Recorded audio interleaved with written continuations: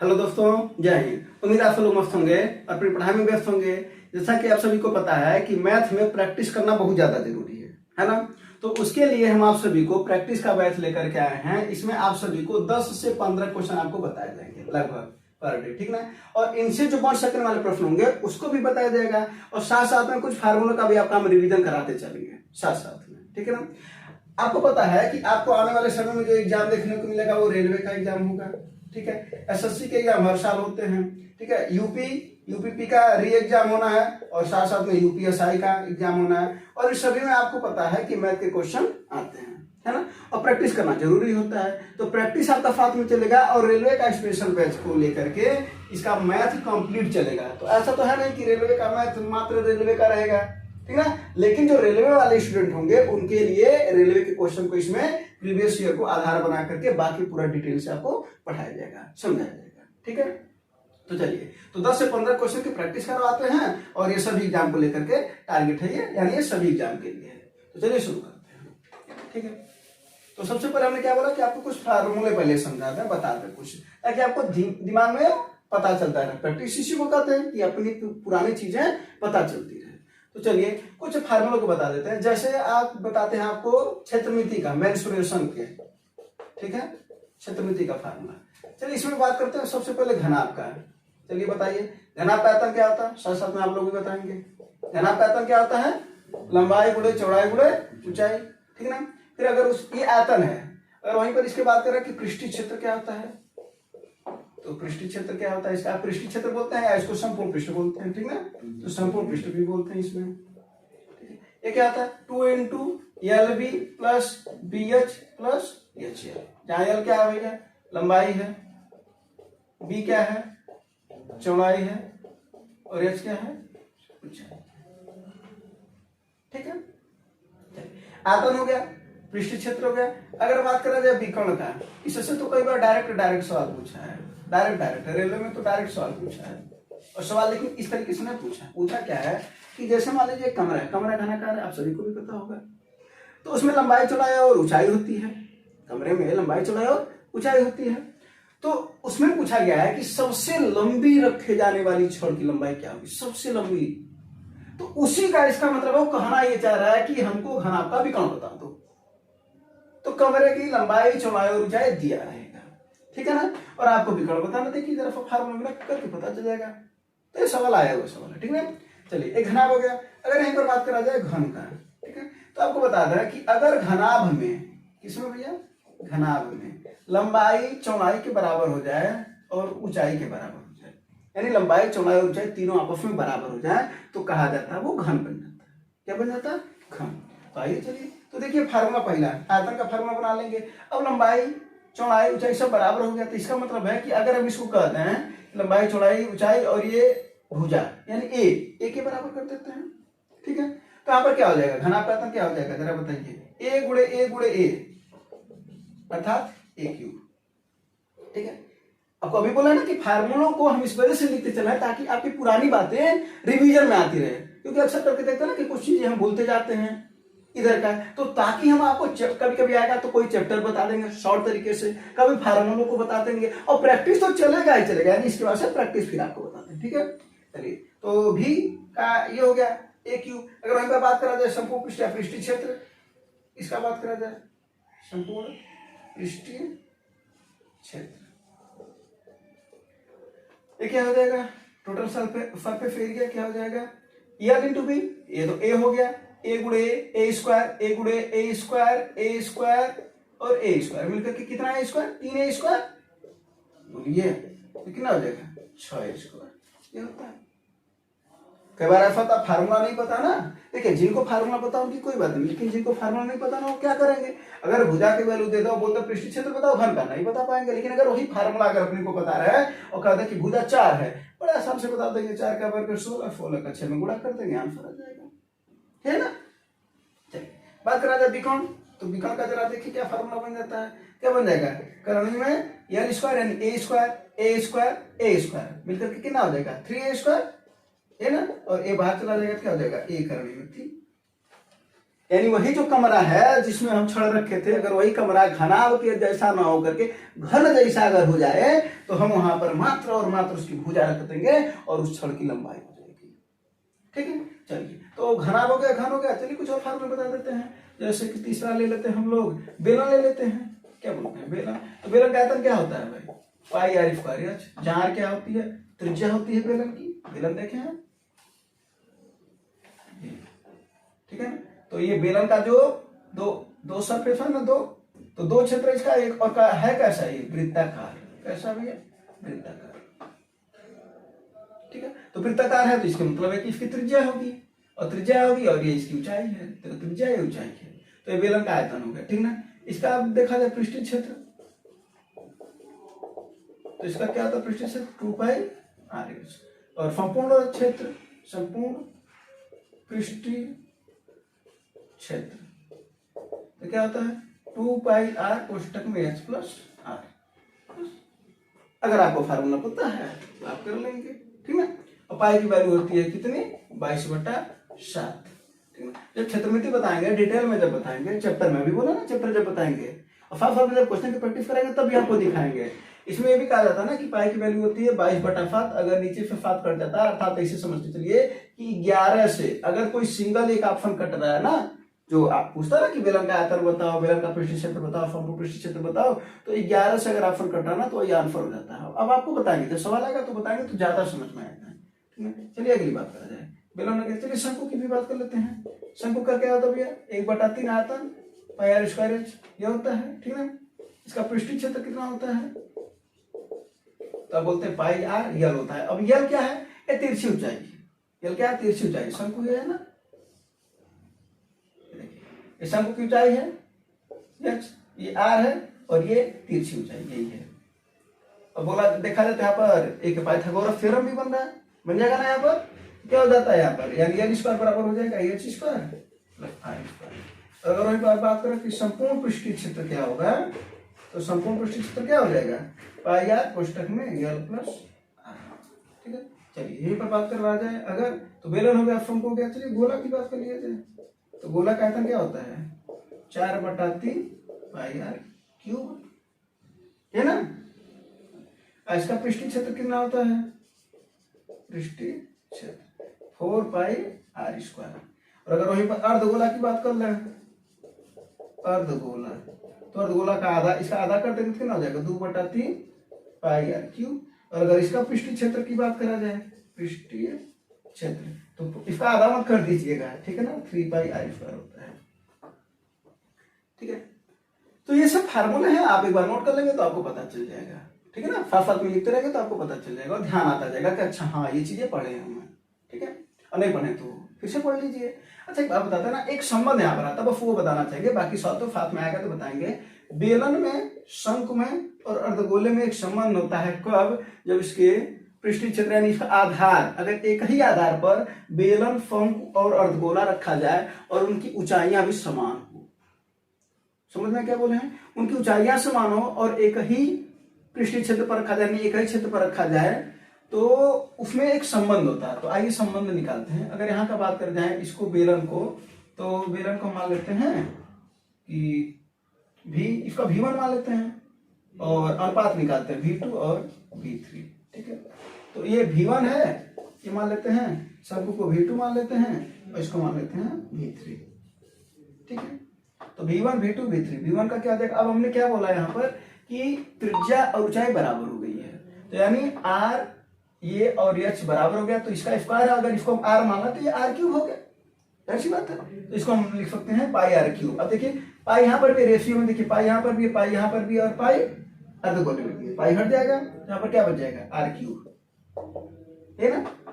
V2 पर चलते हैं, यहाँ पर देखिए पाई हट गया है, आर स्क्वायर और ये एच आर हो गया है, क्योंकि हम बोल रहे ना त्रिज्या और ऊंचाई क्या हो जाए बराबर हो जाए, ठीक है ना।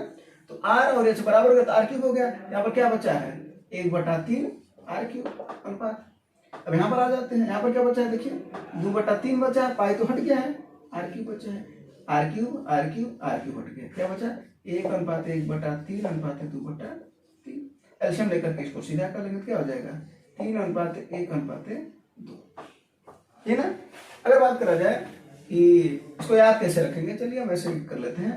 ये मान लेते हैं शंकु है, ठीक है, ये V2 तो शंकु है ना, इसको हम पहले शंकु लिख देते हैं, ऐसे लिख देते हैं, याद आपको है, ठीक है। F A माने अर्धगोला, B माने बेलन, ऐसे समझ लीजिए, ठीक है। शंकु अर्धगोला बेलन, तो शंकु का कितना आया है 1 आया है, अर्धगोले का कितना आया है 2 आया है, बेलन का कितना है 3 आया है। तो आपको याद रखना चाहिए सब, FAB सब का अनुपात कितना होता है 1:2:3, और डायरेक्ट सवाल पूछा गया सवाल है, ठीक है। अब इस बारे में सवाल पूछा गया था किस वाले में, उत्तर प्रदेश पुलिस ने जो एग्जाम दिया था असिस्टेंट ऑपरेटर का, यह हुबहू यही सवाल था।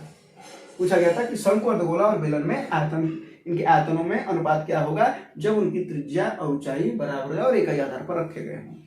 तो उनकी त्रिज्या और ऊंचाई बराबर हो जाए तो क्या अनुपात होगा 1:2:3 होगा, ठीक है। चलिए उसको नोट कर लीजिएगा, तो इतना नोट भी हो गया होगा, ठीक है। अब शुरू करते हैं प्रैक्टिस, ठीक है। चलिए अब प्रैक्टिस शुरू करा जाए ना, तो पहला क्वेश्चन, चलिए पहला क्वेश्चन देखिए, और जो आएगा ना उसको लगाते चलिएगा, जो क्वेश्चन आप लोगों को आए वो लगाते चलिएगा, जो नहीं आया उसको सीखते चलिएगा। और क्वेश्चन के और भी तरीके होंगे तो उसको और भी तरीके से बताएंगे। और जितना देखिए कहा जाता है ना, सवाल लगाना जरूरी होता है, उससे फिर कहीं ज्यादा जरूरी होता है आपके बाद में सवाल को जल्दी लगाना, तो दोनों सीखा जाएगा, सवाल को लगाना भी और सवाल को जल्दी लगाना भी। चलिए पहले सवाल की बात कर लिया जाए। पहला सवाल जरा देखिए, ठीक है, इजी लेवल से हाई लेवल तक धीरे धीरे पहुंचा जाएगा, और क्वेश्चन की संख्या भी आने वाले समय में धीरे धीरे बढ़ाते चलेंगे, ताकि आपकी प्रैक्टिस मजबूत हो पाए और ज्यादा से ज्यादा आप क्वेश्चन की प्रैक्टिस कर पाए, ठीक है।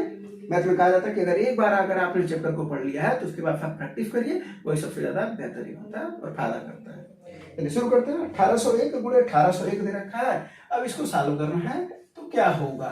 अब कई लोगों का तो आंसर आ ही जाएगा, ये कौन सा सवाल है। ये सवाल देखिए, एक बात बता रहे, क्यों बता रहा है 1801, जरा देखिए उसके नीचे, जरा देखिए आपको क्या है, ये CPSI का SSC CPSI एग्जाम कराता ना, उसका ये 9/11/2022 का ये प्रश्न है ये, तो जरा देखिए अभी 2022 का प्रश्न है ये वाला, तो हम कह भी नहीं सकते कि इतना भी बुरा प्रश्न है, ये आया है तो अच्छा ही प्रश्न है, SSC ने कुछ तो सोच करके दे रखा होगा। तो चलिए इसको लगाते कैसे हैं, अगर इसको देखा जाए तो हम क्या लिख सकते हैं, ये उनके लिए है जो एकदम नहीं समझ पाते हैं, थोड़ा जो समझ जाते हैं उनको तो आ ही जाएगा। अब या तो एक तरीका है गुणा कर लिया जाए, एक तो तरीका है कि करने बैठ गए हैं गुणा कर रहे हैं, एक तरीका है कि 1800 का स्क्वायर देखा जाए, तो इसको अगर देखा जाए तो ये 1800 प्लस 1 का स्क्वायर था, बोले हाँ यानी, तो A प्लस B का ये होल स्क्वायर है। फार्मूला क्या बनता है, A square plus B square plus 2A,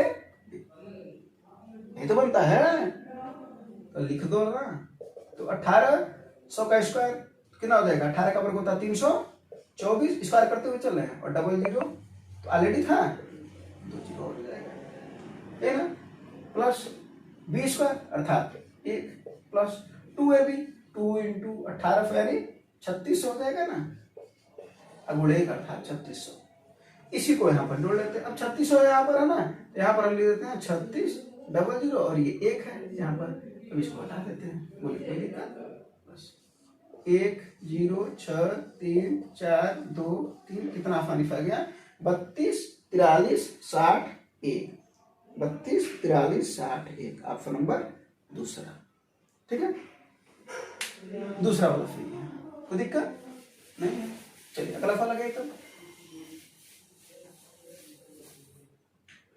आता जाए सवाल, लगाते जाइए सवाल जरा देखिए क्या है कह रहा, और सवाल को समझते भी चलेंगे, बहुत ही आसानी तरीके से समझते हुए चलेंगे कि सवाल लगता कैसे है। देखिए सवाल क्या है, कह रहा 3 संख्याएं 1/2 अनुपात 2/3 अनुपात 3/4 के अनुपात में है, ठीक है।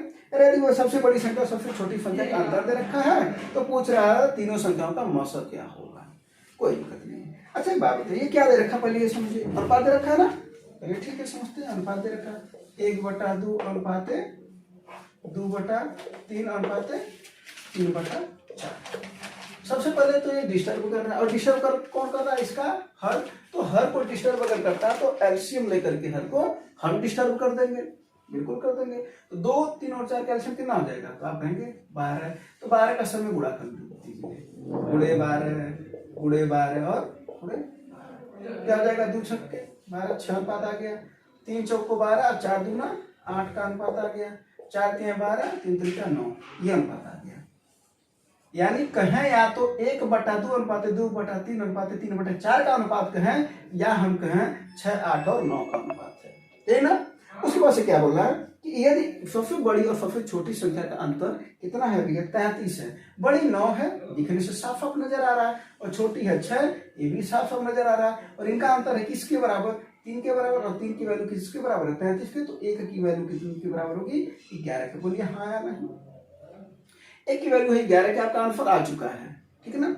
लेकिन आइए चलिए समझते हैं, अगर संख्या पूछता होता तो क्या। अब जरा बताइए 6, 8, 9 ये ऑलरेडी क्या है, जब रेशियो आता है तो ऑलरेडी क्या होता है कि सब कुछ से कट करके वो आता है, यानी इसमें 6, 8, 9 में अब कॉमन क्या है, एक ही कॉमन है। तो 1 की वैल्यू 11 है, इसका मतलब मौसा भी कितना होगा अपना, 11 ही तो होगा।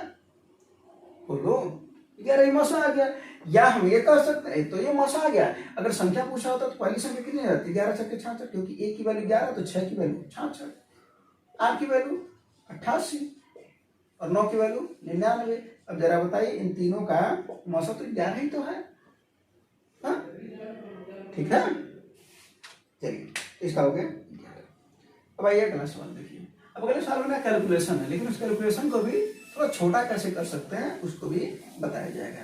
तो सबसे पहले कैलकुलेशन कराया जाएगा, जो कुछ चीजें आप लोगों से भी बोला जाएगा करने के लिए, तो उसको भी करिए। सवाल क्या है जरा देखिए। सवाल 24 प्रेक्षणों का औसत 41 है, कितना है 41 है, और 9 प्रेक्षणों का औसत 42 है, और अंतिम 16 का 39 है। तो 90 का मान बताइए। जब ऐसा जाता है तो सबसे पहले आप सभी को पता होगा, तो औसत बराबर क्या होता है, योग बटा संख्या, है ना। तो योग बराबर क्या हो जाएगा भैया, तो आप कहोगे औसत पूरे संख्या हो जाएगा, इसमें कौन सा दिक्कत है ना। तो 24 का 41 दे रखा है, 9 का दे रखा है और 16 का दे रखा है। तो पहले 9 और 16 का योग निकाल लेते हैं। तो 9 और 16 का कितना हो जाएगा, 9 संख्याओं का कितना हो जाएगा, 9 संख्या का योग कितना हो जाएगा। औसत कितना है 42 है, पूरे संख्या 9 है, 42 गुणे 9 कर देंगे, ठीक है। इसका कैलकुलेशन आप लोग भी करते रहिए, अभी पूछेंगे तो बताना है। और वही जब किसका निकालेंगे, 16 प्रेक्षणों का, तो 16 संख्याओं का निकालेंगे योग, तब कितना हो जाएगा, औसत कितना है 39 गुणे 16, और 9 गुणे 42 ये हो जाएगा। और कुल कितना है 24 है, तो 24 संख्याओं का योग कितना हो जाएगा, कितना औसत 41 गुणे 24 है ना। तो 9 गुणे 42 गुणे 9 कितना है 378, हाँ 378 आप लोगों का भी आया होगा। 39 गुणे 16 कितना है 624, ठीक है, ये आ रहा होगा। और 41 गुणे 24 कितना है 984, 24 का नाम 24, 4 आया और 2 बचा, 24 के 96 और 2 98, ठीक है ना। अब जरा देखिए इन दोनों को अगर जोड़ करके और उसमें से 24 वाले को माइनस करते हैं तो अपना आंसर आ जाएगा। तो जरा बताइए इसको इन दोनों को जोड़े होंगे कितना आया होगा, 8 4 12, 7 2 9 1 10, 1 आया ना, और 6 3 9 1 10, 1002। 1002 में से 984 को क्या कर देंगे, घटा देंगे। 16 इधर है 2 उधर, यानी 18। अच्छा ये तो हो गया अपना वो तरीका जिस तरीके से सभी को समझ में आ जाएगा। लेकिन एक और बात होती है कि जल्दी से कैसे लगा। एक बार बताइए ऐसे सवाल को जब अभी हम देखेंगे तो सबसे पहले देखेंगे कि जो आंसर दे रखा है उसके इकाई में क्या देखेंगे भाई, इकाई। इकाई के दे रखा है सबका बदल करके दे रखा है, बहुत आसान सवाल हो गया है। अगर इकाई सबका बदल दे रखा है तो हम भी इकाई से काम कर लेंगे। जरा देखिए 9 दूना 18, ये अपने को कांसों का लेकिन पता होना चाहिए, हमको 9 का 16 का निकाल करके 24 में से माइनस करना है। तो 9 दूना 18, इकाई में क्या आया 8 आया, 6 9 54 इकाई कितना आया 4 आया। इसको हम जोड़ेंगे तो 8 4 कितना आएगा 12, यानी इकाई 2 आएगा। कैसे बात जोड़ेंगे इन दोनों को, फिर उसके बाद फिर इकाई के निकालेंगे 4 का 9 4, ठीक है, और इसको घटाएंगे। अब एक बात बताइए 2 में से 4 नहीं जाएगा तो जाहिर सी बात वो बड़ी संख्या है ना, तो 2 अपने बगल से जाएगा उधार मांगेगा तो हो जाएगा 12, और 12 में जब 4 जाएगा क्या हो जाएगा भैया 8। इसका मतलब इकाई में जो 8 होगा वो सही होगा, एक ही ऑप्शन में है, ठीक है। तो इसी में बोला ना कि साथ साथ में उन सब चीजों को भी सीखते चलेंगे। अगला सवाल देखिए, इधर अगला सवाल है अच्छा सा।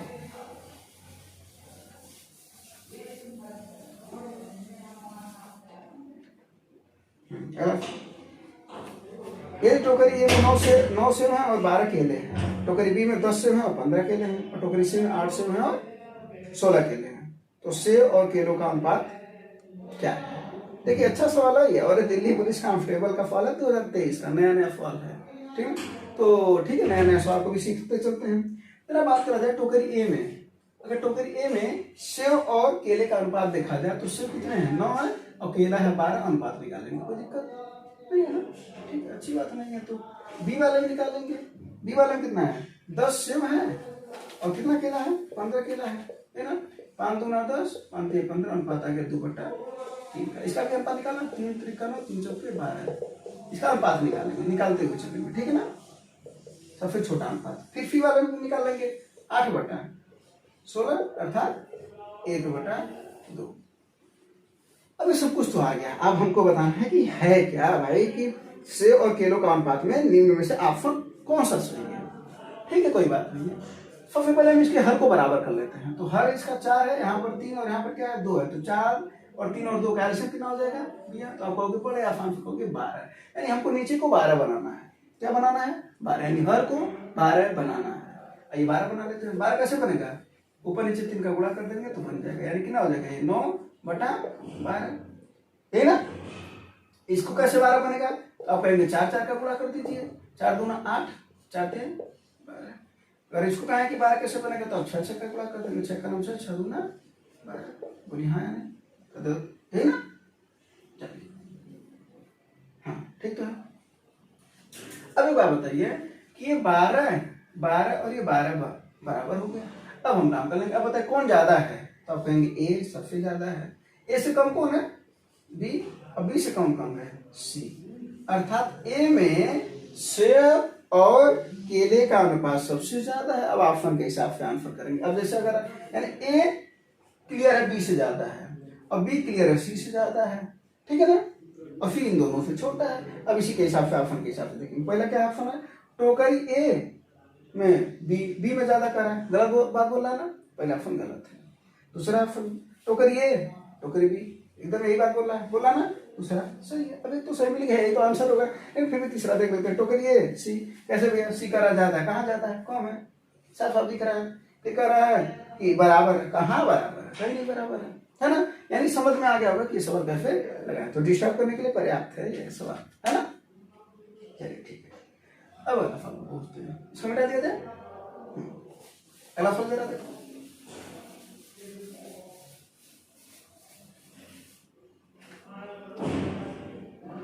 अगला सवाल जरा देखो। आय व्यय का सवाल है। ठीक है, इसको कैसे लगाते हैं? बहुत ही आसानी तरीके से एक चीज समझेंगे, हमेशा समझेंगे। एक फार्मूला हमेशा चलता है ऐसे वाले सवाल में, और वो ध्यान होना चाहिए। आय बराबर क्या होता है भैया? तो आप कहोगे भैया प्लस बचत किसको नहीं पता है?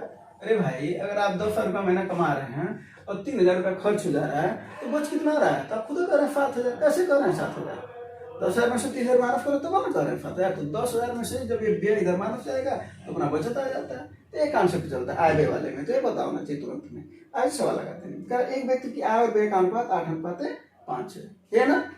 अच्छा जरा देखो, 8:5 है। आय हो गया, व्यय हो गया और बचत हो गया, है ना? अगर हम इसको मान लें 8 है ना, तो 8 न मान करके 800 मान लेते हैं, कोई दिक्कत नहीं है। तो 800 कर लेते हैं इसको। 800 हो गया। व्यय कितना है भैया? व्यय तो रखा ना? हाँ 500। अब कहोगे बचत कितना है? 300। ऐसी बात है। 800 अगर कमा रहे हो, 500 रुपए खर्च कर दे रहे हो, तो 300 रुपये तो बचा रहे हो।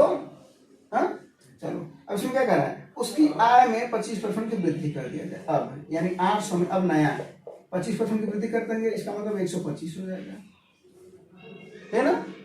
फिर उसके बाद से क्या कर रहा है? उसके व्यय में 28% की वृद्धि कर देंगे, 500 में 28% की वृद्धि कर देंगे, तो यानी 128/100 हो जाएगा, है ना? तो कह रहा इसमें कितना वृद्धि होगा? कोई बात नहीं। अब जो फालतू इसको कर रहा है, 2 0 से 2 0 खत्म, ये भी खत्म। या कितना गया? 125 है, 100 800 और ये 1000 आ गया, यानी ये नया वाला है, 1000 हो गया। ये कितना हो जाएगा? 640। 8 × 5 = 40, 8 × 2 = 16, 8 × 5 = 10, 4 × 14 5। ठीक है, अब देखो ये 1000 हो गया, ये 640 हो गया। तो जरा बताओ ये कितना हो जाएगा? 360। अब एक बात बताओ, पहली बचत 300 था, अब हो गया 360। आप खुद बताओ वृद्धि हो रहा है कि नहीं हो रहा? तो आप खुद बताओ कि वृद्धि हो रहा है। कितने की वृद्धि हो रहा है? प्लस 60 की, प्लस 60 की वृद्धि हुआ है। कितने में हुआ है? कितने में हुआ है?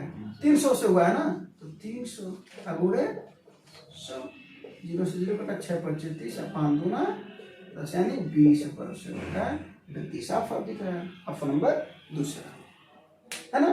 तो देखिए जरा ऐसे सवाल में क्या करना, हमको ये वाला फार्मूला काम किया कि नहीं किया भाई? आय पता था, व्यय पता था, बचत पता चल गया, उन्हें मान लिया। फिर नया वाला में क्या किया, ऐसे सवाल बनाता है, ऐसे ही बनाता है। कभी आय को बनाएगा व्यय को लेकर के, आय व्यय को लेकर के बनाएगा, कभी व्यय और बचत को लेकर के बनाएगा, कभी आय और बचत को लेकर के बनाता है सवाल है, ठीक है ना। तो 3 तरीके के सवाल इस पर बनते हैं, तो तीनों को ध्यान देना है। चलिए अगला सवाल जरा देखा जाए। अगला सवाल अच्छा सवाल है, ठीक है।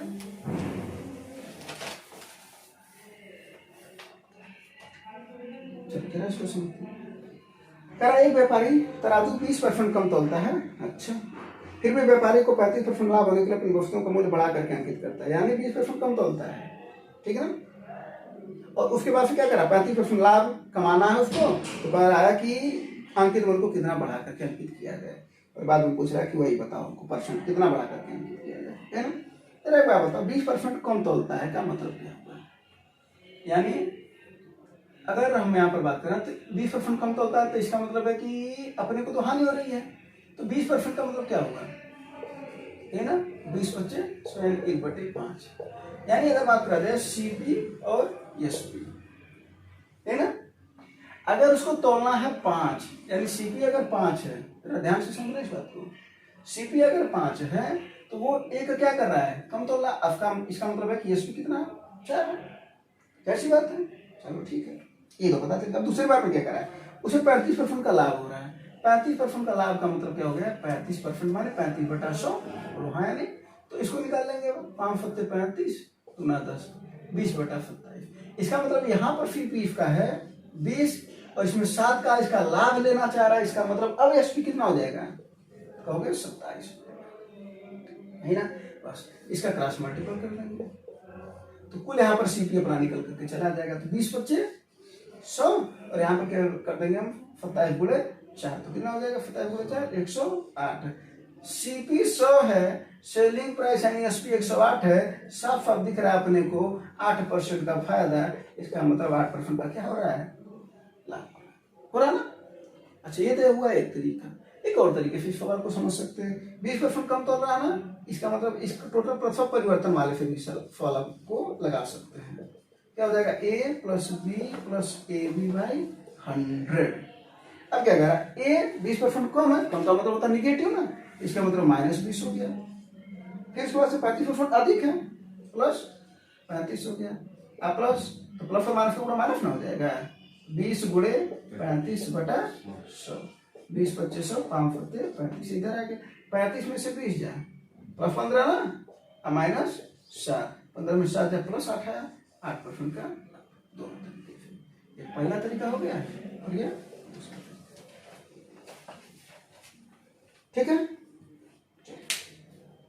और विश्वास है ना, तेरा देखिए चक्रवृद्धि ब्याज का ऐसा वाला सवाल आ जाता है जब सामने, तो क्या होता है, तो कई लोग तो ऐसे सवाल को छोड़ ही देते हैं, है ना, इसको बता देते हैं, नहीं छूटेगा सवाल। अगर बात कर लिया जाए ना कि मिश्र प्रधान, यहाँ पर इस तरीके से मिश्र प्रधान लगाया जाए, तो ए का फॉर्मूला क्या बनता है, तो ए बराबर होता है P 1 + R/100 to the power n, और अगर सही भिन्न में दिया रहे तो 1 + R × फ्रैक्शन वैल्यू अपॉन 100। तो एक तो हो गया वो तरीका जिस पर हम बड़े आसानी से लगा सकते हैं। कैसे, यहाँ पे दे कि पी की वैल्यू कितनी है, 10,000 है, रख देंगे। आर की वैल्यू कितनी है, 14% है, रख देंगे। एन की वैल्यू कितनी, अब देखो एन की वैल्यू यहाँ पर क्या है, 2 वर्ष रखेंगे, तो यहाँ पर हम जब फ्रैक्शन को हटाएंगे, यानी जो आर की वैल्यू है 2 सही 5/7, तो हम इसको लिख सकते हैं 2 + 5/7। तो जो एन की वैल्यू है पहली बार में 2 रखेंगे, और जो फ्रैक्शन वैल्यू 5/7 वो यहाँ पर रख देंगे, और रेट जो है वो रहेगा। एन रेट की वैल्यू कितनी है, 14%। अब इसको फॉलो कर देंगे तो आंसर आ जाएगा, ठीक है। अच्छा, एक तो ये तरीका हुआ। एक और तरीका हुआ, अगर बात करा जाए कि 14% का प्रति वर्ष का रेट चल रहा है, और चल कितना आ रहा है, ये समय है ना, हाँ ये समय, तो एन का फॉर्म है, एन की वैल्यू है कितनी, अब कहोगे 2 + 5/7। यानी अगर एक बात किया जाए कि पहले साल 14% दिया गया, बोलोगे हाँ सही है, दूसरे साल भी 14% दिया गया, बोलोगे हाँ सही है बिल्कुल, उसके बाद फिर 5/7 का कितना दिया गया है, ये बात है। तो जरा एक बात बताओ, अगर एक साल का अगर 14% दिया जा रहा है तो 5/7 साल का भी कुछ दिया जाता होगा, गुणा कर देंगे, है ना, 7 × 14, यानी इसका मतलब अगली बार कितनी दिया जा रहा है, 10%। इसका मतलब होगा कि पहले साल उससे लिया जा रहा है 14%, दूसरे साल लिया जा रहा है 14% और तीसरे साल लिया जा रहा है 10%। तीसरे साल नहीं है बल्कि, यानी 5/7 बार में, यानी तीसरी बार में 10% रख दोगे ना, क्या दिक्कत है, ए का वैल्यू निकाल दो, 10 है ना। पहले साल 14% बढ़ा के लिया जा रहा है, निम्न कितना हो जाएगा, 114/100, यहाँ पर 114/100, यहाँ पर कितना हो जाएगा, 110/100। 1 2 3 4 जीरो कट जाएंगे, है ना, 1 जीरो यहाँ से कट जाएगा, 10 बचेगा। अब 114 का वर्ग निकाल लेते हैं, आओ जरा 114 का वर्ग निकालना तुम्हें बता दें। अगर 114 का वर्ग निकालना है, ठीक है, इसको अकेला मान लो, इसको 2 एक साथ मान लो, ठीक है। 11 का वर्ग कितना हो जाता है, तो कहोगे 121, 4 का वर्ग 16, फिर इन लोगों का गुणा कर दो, तीनों जो दिख रहे हैं, इसका मतलब 11 चौके 44 और 44 दूना 88, एक अंक छोड़ के लिख देना है 88। देखो जोड़ो, 6 8 1 9 8 1 9 2 1, यानी कितना आ गया यहाँ पर भैया, 12 9 9 6 गुणे 11/10 तो है ही, गुणा कर लो, 11 छक्के 66, कितना आया, 6 आया, 11 9 99 6 105, है ना, 10 आया, फिर 11 9 99 और 99 10 109 ना, 9, फिर 10 आया, फिर 11 दूना 22 और 22 10 32 के 2, कितना आया 3, और 11 का 9 11 3 14, दशमलव लगेगा तो यहाँ पर तो बटे 10 तो दशमलव लग जाएगा, क्या है 14,295.6 और 10,000 था मूलधन। अगर मिश्रधन पूछा होता तो यह आंसर है, क्लियर है। मिश्रधन पूछा तो यह आंसर है, लेकिन मिश्रधन नहीं पूछा है तो फिर क्या करेंगे, तो मिश्रधन में से हम मूलधन को घटाते हैं तो अपने को पता चल जाता है ब्याज, तो कंपाउंड इंटरेस्ट इक्वल टू होता है ए माइनस बी। आंसर आपका आ गया होगा 4,295.6 रुपया। और यहाँ पर दशमलव में नहीं बोला एक के निकटतम था, मैंने फ्रैक्शन वैल्यू को हटा दो, 0.6 हटा दो, तो क्या कर देंगे 4,296 कर देंगे या 94, तो क्या दे रखा है 4,296 दे रखा है ना, इसका हो जाएगा दूसरा। कोई दिक्कत है यहाँ पर, है ना, ठीक है। अगर वहीं पर एक चीज और बता दे, अगर यहीं पर मिश्रधन पूछा होता ना अगर, तो इसका हम क्या करते हैं, या तो हम 11 से काट करके देख लेते, या जो 114 से कटता है वो काट करके देख लेते, फिर वो आंसर आ जाता है। क्यों, क्योंकि इसका गुणक इसमें शामिल है, अगर गुणक शामिल होगा तो फिर ऊपर से वो कटना भी चाहिए। लेकिन कब ऐसा होता है, जब हर न रह जाए तब। लेकिन यहाँ पर देखो जरा, हर 2 से इसको काटेंगे तो 2 से तो कट जाएगा, लेकिन 5 यहाँ पर बच जाएगा, तो उस दशा में उसको हम ऐसा नहीं करते हैं। और निकटतम वैल्यू पूछ देता है ना, तो फिर ये नियम नहीं लगाते हैं, इसको बोलते हैं कैलकुलेशन फास्ट रूल, तो ये नियम बिल्कुल नहीं लगाते हैं, ध्यान दीजिएगा, ठीक है। ठीक, अगला सवाल, अगला सवाल लगा, काम समय का सवाल है और अच्छा सवाल है, और ये देखो एमटीएस का सवाल है ना, लेकिन गिराने के लिए पर्याप्त है। इस सवाल में 2 सवाल बनता है, बड़ी छोटी सी बात का अंतर रहता है, और यहाँ पर हम बताएंगे एक शब्द का खेला क्या होता है, ठीक है ना। देखो क्या करा, ए बी सी एक काम को 10 15 और 12 दिन में करते हैं, कोई दिक्कत नहीं। ए 10 दिन में, बी 15 दिन में बोला है, सी 12 दिन में, कुछ नहीं करते, जो अपना काम हो तो करवे करेंगे। क्या करेंगे, इसका पूरा काम निकालेंगे। पूरा काम निकालने के लिए एलसीएम मेथड निकालते हैं, एलसीएम मेथड से पूरा काम इसका पता चल जाता है। यहाँ पर आएगा 60, अब इसकी क्षमता निकालेंगे, क्षमता बराबर क्या होता है, कार्य बटा समय, तो कार्य 60 है, समय 10 है, 6 आ गया, यहाँ पर कितना आ जाएगा 15 चौको 60, और यहाँ पर 5। यहाँ तक तो कोई दिक्कत ही नहीं है ना। चलो अब देखते हैं, ए और बी प्रत्येक बारी बारी से। अब यहाँ पर समझना, अगर बोला है प्रत्येक बारी बारी से, यहाँ पर 2 शब्द है, प्रत्येक बारी बारी से, और एक होता है बारी बारी से, और एक होता है प्रत्येक बारी बारी, तो दोनों में 2 बात है। अब देखो यही एक शब्द का खेल है, प्रत्येक बस जुट गया है, अगर कहेगा प्रत्येक, तब क्या करेगा? प्रत्येक का मतलब होता है कि ए 5 दिन करेगा और बी भी 5 दिन करेगा, ठीक है ना। तो प्रत्येक का कहीं कहीं मतलब ऐसे आ जा रहा है कि ए और बी दोनों लोग 5 दिन काम कर रहे हैं, कहीं कहीं ऐसा मतलब आ जा रहा है, ऐसी बात है। यानी ए 5 दिन करेगा, यानी पहले ए करेगा 1 दिन हो गया, फिर ये 1 दिन, ये बोला हम 1 दिन कर लिए, फिर अगले दिन आएगा ये, फिर ये बोला हम 2 दिन कर लेंगे, फिर ये अगले दिन करेगा, फिर ये आएगा। इसी तरीके से 5 दिन आएगा, वो बोला प्रत्येक, यानी हम भी 5 दिन करेंगे, यानी ए भी 5 दिन करेगा और बी भी 5 दिन काम को करेगा। और यहाँ पर बोला बारी बारी से का मतलब हो गया पहले ए करेगा पहले दिन, फिर बी, फिर ए, फिर बी, फिर ए, 5 दिन का काम हो गया। ये बारी बारी का मतलब है, और वो प्रत्येक बारी बारी से मतलब है, ठीक है ना। और लगा देते हैं, तो प्रत्येक क्या बोला? 5 दिनों तक काम करते हैं। तो 5 दिन तक काम करेगा तो 5 6 30 काम ये कर चुका है ए, और बी कितना कर चुका है? 4 5 20, 50 काम हो चुका है। बचा कितना काम है? 10 काम बचा। अरे उसी को कौन करेगा? सी करेगा। अब बताओ हमको क्या निकालना है? समय। अब समय बराबर यहाँ से निकाल लेंगे तो क्या हो जाएगा? इधर चला जाएगा, इधर आ जाएगा। तो समय बराबर होता है कार्य बटे क्षमता, कार्य बचा है तो अफी की क्षमता है 5। देखो कितना आसानी से आगे है 2, है ना। अगर वही बोला होता बारी बारी से, यही सवाल होता बारी बारी, फिर तब क्या करते हैं? ये पहले दिन में 5 6 काम किया, ठीक है, ये 4 काम किया, ठीक है, ये 6 काम किया, ठीक है, 4 काम किया, ठीक है, 6 काम किया। अब देखते हैं कुल कितने काम ये लोग कर चुके हैं, और करके अब छोड़ दे रहे हैं, अब करके लोग छोड़ दे रहे हैं। तो क्या हो जाएगा? 6 6 12, 6 18 काम हो गया, और 18 4 22 और 22 4 26, 26 काम हो चुका है। 26 काम अपना कंप्लीट है। कितना बच रहा है? तो 60 में फिर 26 जाएगा, कितना बचेगा? 34। और इस 34 काम को ये करेगा, बस कितना हो जाएगा? 5 6 सही 4 बटा 5 दिन में, 5 6 30 4 34। तो इसका आंसर ये होगा 6 सही 4 बटा 5 दिन में, ठीक है। तो ये दोनों का अंतर है, ये दोनों सवाल में एक अंतर है ये। चलो समझ में आ गया होगा, प्रत्येक बारी बारी और बारी बारी। फिर यही जो बता रहे थे शुरुआत में, एक शब्दों का खेल। तो देखो एक शब्द ही खेल कर रहा है, नहीं कर रहा है।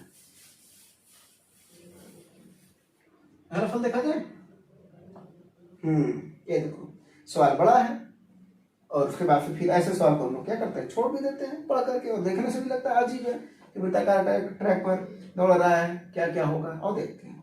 वृत्ताकार ट्रैक है, हाँ कोई दिक्कत नहीं, 1200 का ट्रैक है। कितने का है? 1200 का ट्रैक है, 1200 मीटर का। ए और बी एक ही स्थान से एक ही समय पर एक ही दिशा में, क्या शब्द बोला है? एक ही स्थान से एक ही समय पर एक ही दिशा में, कोई दिक्कत नहीं है। कहने का सीधा सीधा मतलब है कि ए और बी दौड़ रहे हैं एक ही साथ, एक ही तरफ, बात खत्म, है ना। इसमें तब नाम क्या है? ए 18 से जा रहा है, 18 किलोमीटर प्रति घंटा, और इसकी चाल कितनी है? 27 किलोमीटर प्रति घंटा, ठीक है। तो क्या पूछ रहा है? दौड़ शुरू करने के कितने समय बाद वे ट्रैक पर पहली बार मिलेंगे? समय पूछ रहा है। सही बात बताओ, सीधा सा बात बताओ, समय बराबर होता क्या है? तो आप कहोगे समय बराबर क्या होता है? तो आप कहोगे दूरी बटा चाल होता है। लेकिन बात यहाँ पर यह है कि जब एक ही साथ दौड़ रहे हैं ना, तो चाल उनकी सापेक्षिक हो जाएगी, यानी हो जाएगा यहाँ पर सापेक्ष चाल। कोई दिक्कत हो तो बताओ, इसमें कोई दिक्कत नहीं, ठीक है। वो वाला मार्केटिंग नहीं क्या उसमें, चल नहीं है। हाँ तो जरा देखो, तो दूरी बटा क्या हो जाएगा? सापेक्ष चाल। जरा बताओ दूरी कितनी है? 1200 मीटर है। सापेक्ष चाल, जब एक ही दिशा में जाते हैं तो आपको पता है कि जब एक ही दिशा में जाएंगे, लिख लेना नोट करके, एक ही दिशा में जाते हैं तो चाल क्या हो जाती है? उनकी घट जाती है। और विपरीत में जाते हैं तो चाल जुड़ जाती है ना। यानी सवाल दो तरीके से पूछा जा सकता था, एक ही दिशा में जा रहे थे, दूसरा विपरीत दिशा में जा रहे थे, तो दोनों सवाल पूछा जा सकता था। एक ही दिशा में पूछा है तो हम इसका अंतर ले लेंगे, तो 18 और 27 का अंतर कितना हो जाता है? 9। आप बोले 5/18 करेंगे, क्यों? क्योंकि ये मीटर में है और 1 किलोमीटर प्रति घंटा में दे रखा है, तो मीटर और सेकंड में चेंज करने के लिए 5/18 का गुणा करते हैं। 9 दूना 18 है ना, 5 से इसको काटेंगे तो कितना बार में कट जाएगा? ये 240, और 2 का उधर गुणा कर देंगे तो 24 दूना 4800, 480, 480 क्या सेकंड में है ना, सेकंड में जाएगा। अगर वही कहता है कि विपरीत में जा रहे हैं, तब क्या करते? तब हम 27 और 18 को जोड़ते हैं यहाँ पर, और तब आकर के गुणे 5/18 करते, जो आता है वो आंसर होता है, जो भी आता है, ठीक है ना। तो इसमें 2 सवाल पूछ सकता था, तो बोलते ना कि जो सवाल बनेगा वो भी बताएंगे। हाँ अगले फल पर आ जाते हैं, समझ रहा है?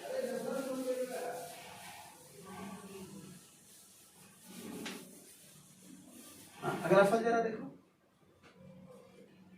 हाँ, शंकु अभी अभी बताया ना, शंकु का फार्मूला वही तो बोल रहा था ना कि शंकु के फार्मूले पर ये फल आ जाता है। हाँ, अब देखो शंकु का फार्मूला अगर पता रहता तो काम बन जाता है यहाँ पर। तो शंकु का आयतन क्या हो जाता है, फार्मूला लिखा होता है 1/3 पाई r स्क्वायर। आपको बताता कि अनुपात हुआ या गुना वाले सवाल हुए या परसेंटेज वाले सवाल हुए, जो वृद्धि होता है इसमें हम नियतांक वैल्यू को भूल जाते हैं, यानी अनुपात दिया तो नियतांक वैल्यू भूल जाएंगे, यानी 1/3 पाई, खत्म, कहानी खत्म। अब यहाँ पर दो शंकु है तो जाहिर सी बात V1/V2 हो जाएगा, बोलो हाँ या नहीं, पहला बटे दूसरा V1/V2, इधर भी कर देते हैं तब R1 हो जाएगा और एक हो जाएगा R2, इसका स्क्वायर तो स्क्वायर कर दो, कोई दिक्कत नहीं है। और ये पहले के लिए H1 हो जाएगा, दूसरे के लिए H2 हो जाएगा। जरा देखो कितना आसानी से फार्मूला बना लिए, बन गया। ये पहले के लिए था, ये दूसरे के लिए था, है ना। इसी तरीके से सभी के फार्मूला बना, जितना भी बना है ना। अगर बोलेगा आयतन क्या होता है 4/3 पाई r क्यूब, नियतांक वैल्यू हटा दोगे V1/V2 करोगे, दो गोले की बात होगी तो क्या हो जाएगा R1, ये हो जाएगा R2, क्यूब हो जाएगा, क्यूब है तो क्यूब। देखो कितना आसानी से बना रहे हो, जितने सवाल बनाए थे जो बताए थे अनुपात का पूरा फार्मूला बना लेना, ठीक है।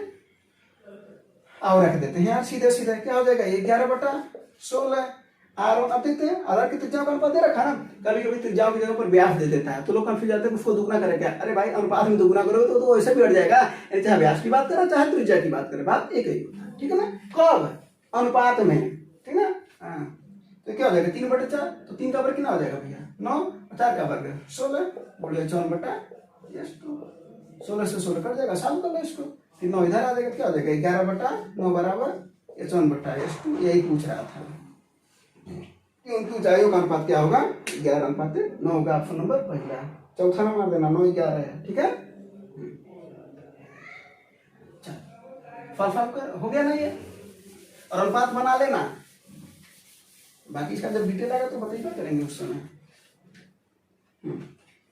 अगला फल जरा देखो, अलजेब्रा का फल है ये, ठीक ठाक सवाल है, ठीक है। तो x + 16/x बराबर 8 दे रखा है, तो इसके दो तरीके हैं लगाने के। एक तो द्विघात समीकरण सॉल्व करा जाए, तो सॉल्व किया जाए कि x + 16/x = 8 दे रखा है, इसको सॉल्व करेंगे क्या हो जाएगा x² + 16 और ये बटा x हो जाएगा तो उधर होगा 8x, फिर x² - 8x + 16 = 0। फिर यहाँ पर करा जाए कि x - 4 का होल स्क्वायर है बराबर 0, तो x की वैल्यू 4 आएगी। एक तो ये तरीका हुआ, और एक और तरीका होता है कि पुटिंग वैल्यू, यानी वैल्यू रखो अपने से कुछ सोच करके, अगर वो काम कर जा रहा है तो जान लेना कि सही है। जैसे अगर हम यहाँ पर x की वैल्यू 1 रखे, मान लेते हैं x की वैल्यू कितनी रखे हैं 1 रखे हैं, तो 1 रखेंगे, 1 अब प्लस 16 है तो 1 और 16 17 होना चाहिए, जबकि 8 के बराबर आना चाहिए। 8 तो आ ही नहीं रहा, बोलो 8 तो नहीं आ रहा ना, तो हम 2 रखें, 2 रखो, फिर यहाँ पर 2 रखो तो 2, और यहाँ पर 8 आएगा, 2 8 10 होना चाहिए, वो भी नहीं आ रहा है। अगर आ जाता तो हम 2 वैल्यू रख लेते हैं। 3 रखेंगे, 3 16/3 कट भी नहीं करेगा, 10 में आएगा। 4 रखें, जरा देखो 4 और यहाँ पर 16/4 4 4 4 8, x की वैल्यू 4 रखने पर आंसर आ जाएगा। जो पूछ रहा है वो रख देते हैं। तो x² की वैल्यू पूछ रहा है ना, x² यानी 16 + 32/16, 16 दूना 32, 16 दू 18, कितना आसानी से आ गया। और इसी अलजेब्रा से आप डरते भी हैं, ठीक है ना।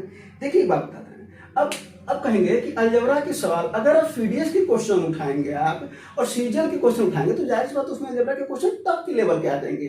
लेकिन अगर वही अलजेब्रा अगर किसी और एग्जाम में आ रहा है, जैसे कुछ दरोगा के एग्जाम में आता है, ठीक ना, और उसमें आ जाएगा तो उसमें बहुत बड़ा लेवल तो नहीं उठा देगा, बहुत बड़ा लेवल तो। और अगर मान भी लेते हैं कि अगर किसी एक क्वेश्चन का लेवल उठा भी दिया ना तो बाकी अगर का डाउन करेगा, है ना, तो सबके लिए करेगा ना वो। तो धीरे धीरे हर मेथड को सीखना, मतलब ये तो अभी बताएंगे जो ये आसान है इस तरीके का, वो तो बताएंगे। जो लेवल में एक सवाल है उसको भी साथ साथ में आपको प्रैक्टिस करवाई जाएगी, ठीक है ना।